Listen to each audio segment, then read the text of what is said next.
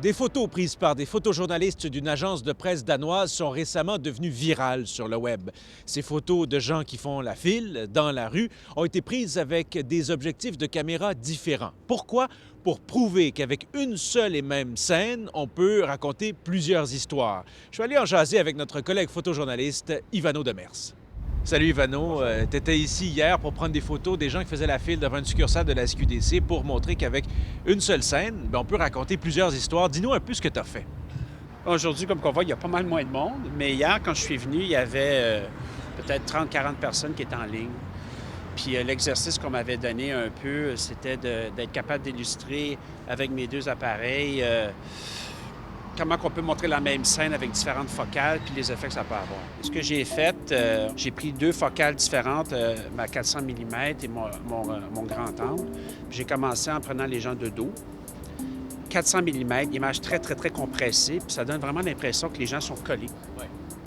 Puis tranquillement, pas vite, on se tasse un petit peu sur le côté. Puis plus qu'on se décale, plus que l'effet est moindre parce que notre œil capte mieux la distance entre chaque personne. Ça, c'est avec la même focale. Évidemment, si on vient de l'autre bord de la rue par après, puis on fait une photo au grand angle, bien là, on voit vraiment qu'ils sont à 2 mètres de différence. Nous, on choisit des angles différents pour illustrer une scène. C'est après, plus loin dans la chaîne, qu'il faut aussi que les gens comprennent c'est quoi la situation puis de bien l'illustrer et de la documenter.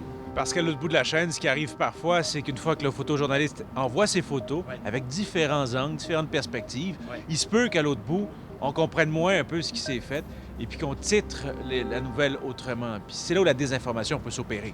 Oui, ça peut s'opérer parce que le photographe, à la base, s'il fait bien son travail puis il décrit bien la scène, puis que la personne à l'autre bout reçoit les 8-9 images, bien là, on comprend très bien la scène. Fait que là, quelqu'un peut être de mauvaise foi puis dire « Ah, bien, sais-tu quoi? Au Canada, on va dire qu'il n'y avait pas de distanciation sociale. On prend la première, puis on met pas trop de contexte, puis bon, OK. C'est pas le cas.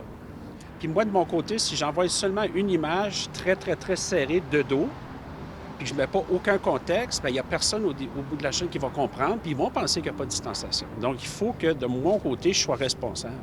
Si vous voulez en savoir plus sur ce dossier, allez lire l'article de ma collègue Bouchra Watik sur notre site web et n'oubliez pas d'adhérer à notre groupe Facebook et pourquoi pas aussi regarder notre émission en ondes les samedis et dimanches sur ICRDI.